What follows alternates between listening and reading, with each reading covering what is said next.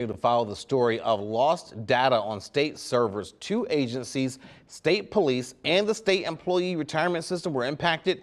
Dennis Owens first brought us this story earlier this week. He's live in the ABC 27 newsroom with the latest. Good afternoon, Dennis. Good afternoon to you, James. I am told the state Senate now considering whether or not to hold a hearing on the issue, and then a number of senators would like to. It's more a matter of which committee would do it. Remember, budget hearings also coming up in the legislature in a couple of weeks. The issue, an IT worker in the Office of Administration made some type of a mistake and data was lost. Some of it, an application for state police and the tracking of evidence. The other, the website state retirees use to access retirement accounts. In statements, both state police and OA insist that the vast majority of data has been recovered. Criminal cases and public safety never in jeopardy.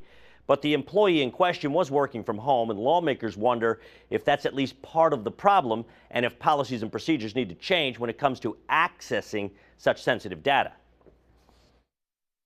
What if somebody's logged onto their computer, they're working from home, even if they're a diligent worker that focuses on work, what if they leave the room for a minute to go get some, get a drink of water?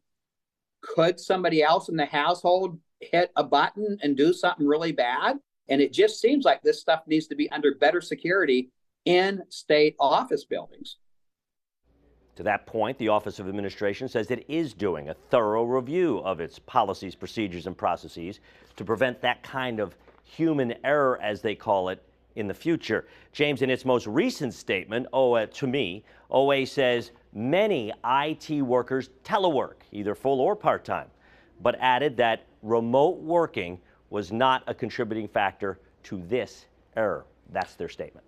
Yeah, but Dennis, the work from home is becoming a really hot topic, and this is bringing that right to the front again. It is indeed. It was a year ago, and actually it's Office of Administration that issued the policy that when Governor Shapiro said he wants state workers to start to come back post-pandemic, be in the office at least 2 days a week, 3 days a week remote perhaps. But who exactly is keeping an eye on whether that's happening? That is a big story you mentioned, James, and I think this is drawing some light on that. And I think investigative reporters, you may know one, are going to start looking more into this. I think I do know which one you're talking about. All right, Dennis Owens, live in the ABC 27 newsroom. Thank you very much for that.